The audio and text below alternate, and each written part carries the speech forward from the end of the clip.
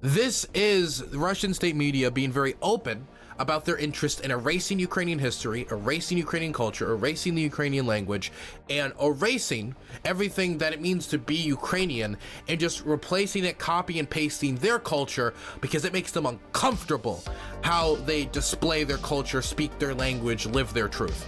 It makes them uncomfortable. I wanted to talk to you guys about Russian state media. I have talked about Russian state media many times on this channel. We have watched a lot of Russian state media on this channel. If you want to watch any of my commentaries on Russian state media as we take it straight from the source, you can see it on my second channel, DylanBurnsLIVE, DylanBurnsLIVE. Please do sub to the channel. We're trying to pump it up as we're uploading 2 videos a day on it. But I've released a lot of videos breaking down Russian state media. And the reason why I do this, and I say this every time we cover Russian state media, is because Russian state media presents the war in Ukraine very differently and talks about it very differently than Russian media that is meant for Western audiences. If the government is making media for Western audiences to consume, or they're publishing it in English, they're going to be a lot more milquetoast. They're going to, like, you know, emphasize, oh, you know, the warmongering Americans a lot more. They're going to stay focused on that. And they're not going to talk about the niche cultural issues and differences between Ukraine and Russia. And we're not going to hear a lot more of this, like, Ukraine is Russia and it's territorially ours. We're not going to hear a lot of that, and we're going to hear a lot more, oh, the military-industrial complex and the West did this and NATO expansion. And we're not going to hear what they pump out for their domestic audience, which is a lot more disgusting and a lot more repulsive than what they broadcast for an international audience. Not that surprising, because if they were to publish this in English and play this at the UN, I think most people would cringe. They would react with disgust at the types of things that they say on domestic Russian state media, that again, the government pays for. This is from the government. This isn't from some rinky-dink little podcast in the middle of nowhere. This is from Russian state media. So I wanted to show you a moment recently where a guest on Russian state media says that Ukrainians are Russians that got sick. They are like transvestites. A Ukrainian is a Russian spiritual transvestite. And he then goes on to talk about how they need to destroy all Ukrainian monuments erected post-independence and cure the Ukrainians of this evil spiritual decay that is Ukrainian identity. He basically advocates for a war of cultural annihilation, destroying any semblance of Ukrainian identity in statues and culture, and then just erasing it and just making them all good Russians. Let's listen to what he has to say.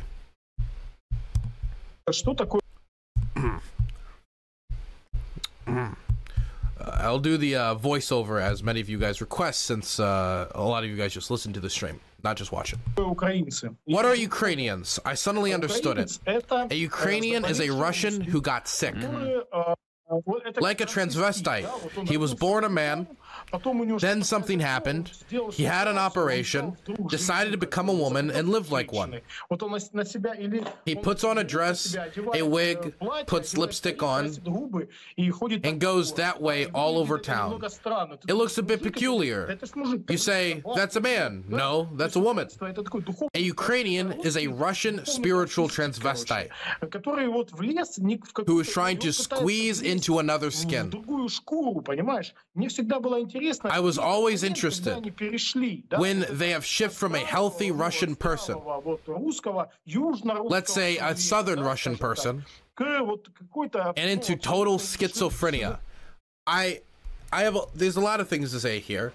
The denial of Ukrainian culture, which has existed for hundreds of years, whether it be the Ukrainian language, which the Russian government historically has tried to ban and discriminate against and discourage because it is separate from the Russian language, and they want to have strong control of the identity of the people in Ukraine. They want to deny the existence of Ukrainians, whether it is Ukrainian music, Ukrainian song, Ukrainian clothing.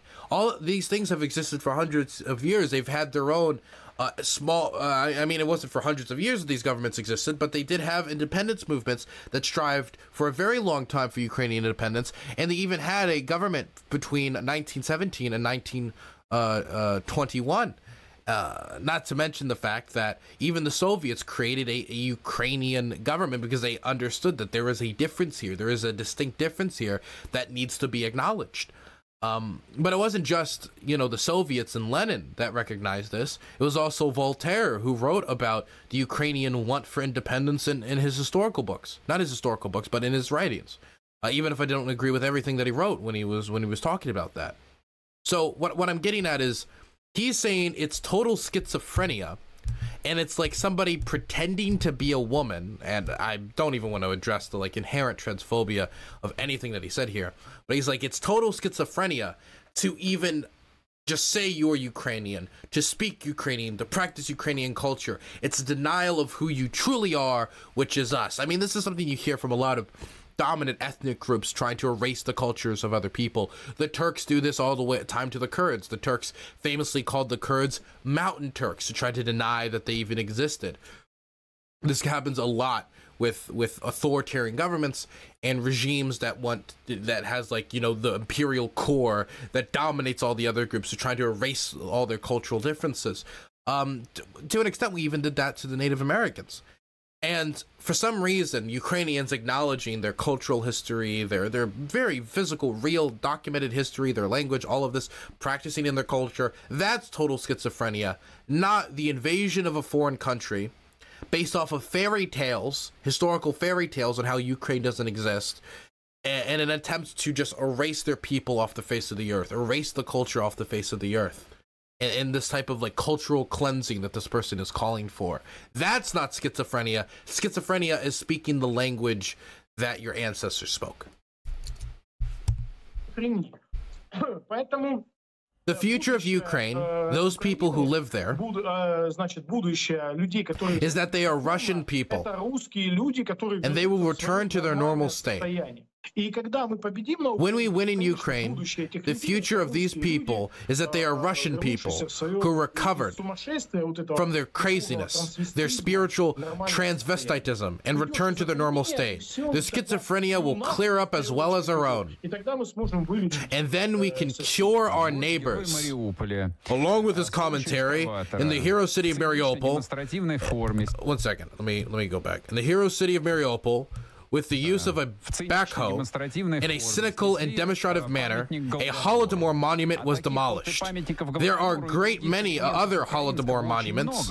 Holodomor was a period in time where the Soviet government basically let Ukraine starve, and many Ukrainians starve. Others would even say that it was deliberate from the Russian government, that they designed the famine, that it was artificial to some degree, that it was a real famine, but they made it worse. But at the very least, you can say that the government basically looked the other way as Ukrainians starved.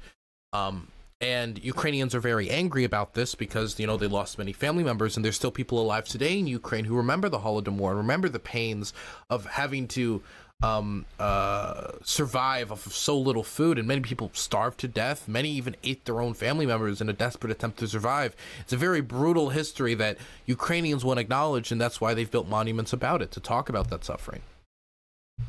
There are a great many other Holodomor monuments and other elements of all things Ukraine. Oh, and he's referencing a Holodomor monument that was in Mariupol that was torn down by the occupation because they want to erase the fact that the Soviet government brutalized Ukrainians in that way. In order to reset things way back, all of these monuments have to be destroyed, and all of these cult sites, all monuments erected after 1991, that are related to Ukrainian independence or its new and remade history, have to be completely destroyed. So he's talking about the destruction of Ukraine's physical cultural history, that their monuments talking about Ukrainian identity or Ukrainian culture, or monumenting, you say, Ukrainian poets, that they all need to be destroyed because they must be made into good Russian men, not transvestite Ukrainian pigs or whatever. This is Russian state media being very open about their interest in erasing Ukrainian history, erasing Ukrainian culture, erasing the Ukrainian language, and erasing everything that it means to be Ukrainian, and just replacing it, copy and pasting their culture because it makes them uncomfortable how they display their culture, speak their language, live their truth. It makes them uncomfortable. And they're the liberators. They're coming to destroy all the monuments and erase your culture and force you to speak Russian, but they're the liberators. They're coming to liberate you. I mean, it seems that the Ukrainians don't want to be liberated, and they're shooting and fighting back pretty hard against supposedly the second most powerful military in the world. But I think it's important to watch this, because what was described by that man is not liberation, is not even a typical regime change war or anything like that. Or proxy war or anything. He's advocating for a campaign of cultural annihilation, of going in there, erasing their identity, destroying their monuments, and remaking all of their people in the image of Russia against their will, by the barrel of a gun. He is advocating for a campaign of cultural annihilation, undoubtedly. And this is why it's important to listen to Russian state media and also believe them when they say stuff like that. Not necessarily believe everything they're going to say, but do believe intention. Do believe that when they show their hand, even if by accident, or even if they didn't mean to show you their hand, they just meant to show the Russian domestic audience their hand, make a note of it. Because they're going to go on the international press. They're going to go to them. They're going to go to your gray zones, or they're going to go to anybody that'll hear their case, and they're going to say that this is a war of liberation, that Ukrainians want them there, and that this is all about NATO expansion. But then domestically, they're going to say that we are the best. We are the master race, destroying this fake Ukrainian nation. And I mean, it's really disgusting what they're saying domestically. And they only say it domestically because it's not meant for us to hear, because they know that anybody outside of Russia hearing this would immediately recoil in disgust. Hell, even many Russians I know in Russia recoiled at disgust at this when I sent it to them. And so I think it is important to understand the intentions of many of those who work in Russia's press when it comes to the state media, and the open intentions of the media funded by the Russian government to engage in a campaign of cultural annihilation. And this isn't even like some kind of hypothetical conversation about destroying all these monuments. The reason the host of this show brought up the destruction of these monuments was because a Holodomor monument was destroyed by the occupation in occupied territory.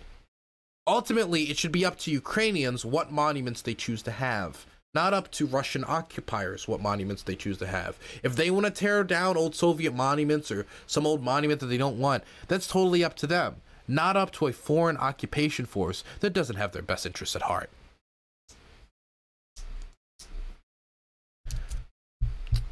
He seeks to reestablish an empire. That's why he calls himself Putin, Peter the Great. Yeah, I know, Putin is very, very open about it. Let's move on to the next one, though. I do want to show you guys something pretty crazy that happened recently on Igor Girkin's stream. So for those of you who do not know who Igor Girkin is he's a former FSB agent. He was the Minister of Defense for the Donetsk People's Republic, the occupation forces for the Russians. And he has talked openly about many of the brutal actions that his side is engaged in, when he talks about holding politicians in Crimea at gunpoint and forcing them to abolish the government once the Russians invaded. He's also been accused of shooting down civilian airliners and basically has terrorism charges on his ass, but no international court is going to be able to get their hands on him without the Russian government's approval, and the Russian government is not going to give their approval for an FSB agent to be extradited to be tried at The Hague. That's not going to happen. So right now, this guy's generally sitting pretty. But the thing that I always found interesting about Igor Girkin isn't any of the details I just told you. It's that he's much more honest than much Russian state media. He's a lot more honest. And I'm not saying that he's like right about the war, or that his conclusions about Russia, what Russia should or shouldn't do, are correct. What I'm saying is that if the Russians are getting their ass kicked, he's very much like, we're getting our ass kicked. If the Russians are losing, he's very much like, we are losing. When the Kharkiv counteroffensive happened, he was warning about how thin the line was of the Russian front line in that area weeks before the counteroffensive happened, indicating that not only he knew, but also Russian command knew to some degree that they had a thin front line around Kharkiv. And once it happened, once the counteroffensive happened, he was super critical. He was super critical of the counteroffensive. He's been super critical for a very long time of how long it took the Russian government to start full mobilization. He was saying, we are getting slaughtered out there. We just don't have enough men. He's been super critical about supply shortages and logistical problems. He's been super critical about a million different things with the Russian war effort. That isn't to say that he's critical as in, please stop attacking Ukraine, it's evil. He's critical more in the way that, I can't believe you're letting the Ukrainians beat our ass. This is terrible. We need to put these Ukrainians in line and we need to fight harder. That's his stance. So when he's being critical, he's not being critical in the way I'm critical, or the way that many of you who are watching right now are critical. He's critical in the way that he wants them to be meaner. He wants them to be more aggressive and more competent. And that's why it's always interesting to listen to Igor Girkin, because I feel like it's the closest you could get to somebody who, from their perspective, their twisted view of the war, the most honest perspective you can get from the kind of like Russia-aligned like government camp, right? Even though Igor Girkin isn't in Putin's government, he, of course, former FSB agent and worked as the Minister of Defense for the Donetsk People's Republic.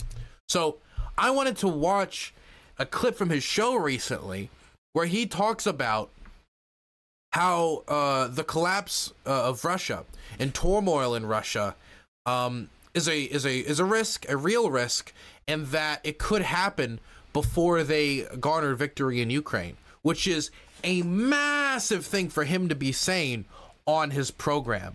That turmoil in Russia and collapse in Russia is a possibility, and it could happen before they win the war. Because again, this guy seems to generally be more honest about what's going on than a lot of his compatriots.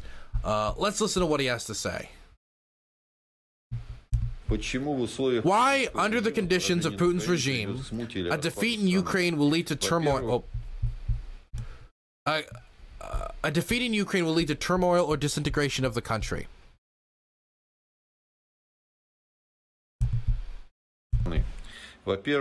Firstly, I do not believe that the defeat in Ukraine will be suffered before the start of unrest in the Russian Federation.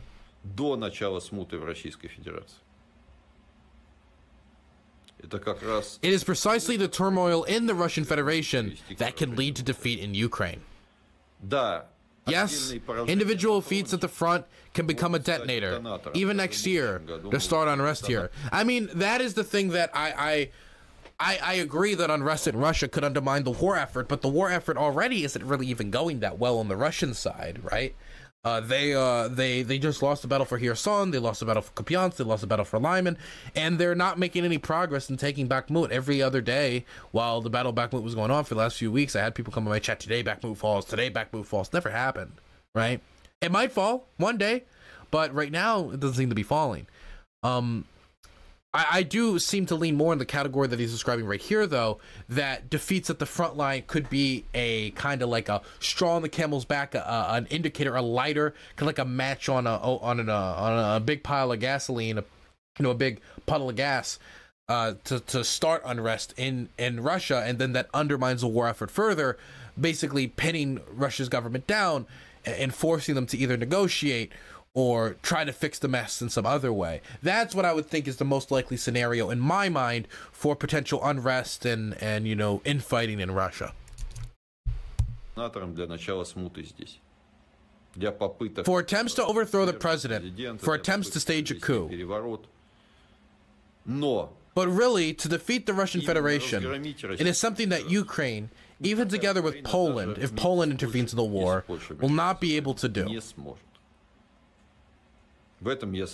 Of this, I am quite sure. But having brought the population of the Russian Federation to the extreme degree of dissatisfaction, well, the thing is, Russia hypothetically could fight this war for years, as in like grinding it out. But at a certain point, the economy starts to buckle, the will of the people start to buckle, and you can only keep this going for so long as the population is willing to fight. So he is saying something true here. But when you talk about the defeat of the Russian Federation, it is true that the Ukrainians are not going to take Moscow. But I do think the Ukrainians could take Mariupol. I do think the Ukrainians could possibly launch a successful counteroffensive in Zaporozhye. They've already shown that they can do it in Kherson and Kupiansk and Lyman. So it's not entirely out of the picture that come this new year, they launch another successful counteroffensive, and start a collapse of the Russian front that leads to unrest domestically in Russia. Крайней степени недовольства, затянувшейся кровавой. Okay, one second. Let me go back here and start from this again. But having brought the population of Russian Federation to a point of extreme dissatisfaction with the protracted, bloody, incomprehensible war, with incomprehensible goals, without ideology, then, if our government brings the situation to turmoil, of course, the enemy on the wave of unrest will begin to make victories on all fronts.